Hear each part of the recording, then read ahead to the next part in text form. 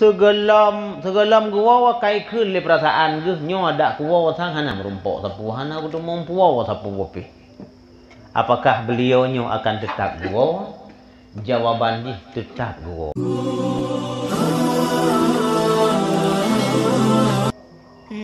Berkata Rasulullah sallallahu alaihi wasallam, fayunadi kullu wahidin minhum bi sautin hazinin. Mating-mating almarhum beliau itu bersuara dengan suara yang sangat menyedihkan. Bahasa ratapan.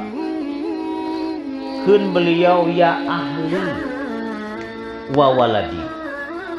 Wahai keluarga ulun tuan, wahai anak ulun tuan, wahai atau rumah ulun tuan, wahai kerabat-kerabat cara-cara dekat ulun tuan. Aqtifu alaina bisyai'in. Sayanglah kepada kamu-kamonyo dengan syai'in, dengan sesuatu yang dia sayang.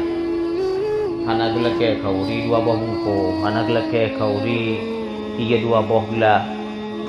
Bisyai'in kata beliau. Nu sayanglah wahai ator molong, wahai anak long, wahai promolon kepada ulun tuan bisyai'in, dengan sesuatu. Cuma ada tanya lagi tanya kan. Man uldi mutu umpamanya kabiasa ta sandra kailanya. Bang hom.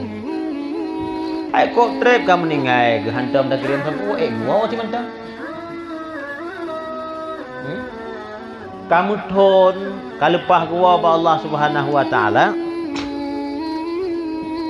maka yang menjadi pertanyaan kita nyo mutu umpamanya getnya nyo segelam gua wa kai kun le perasaan ge nyo ada gua sang hana merumpok sapu hana kudu mempuwa sapu wopi.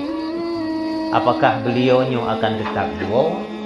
Jawabannya tetap gua. Pakan karena sekecil-kecil pengharapan beliau beliau tidak bisa lagi menambah amal karena wa anna laisa lil insani illa ma sa'a.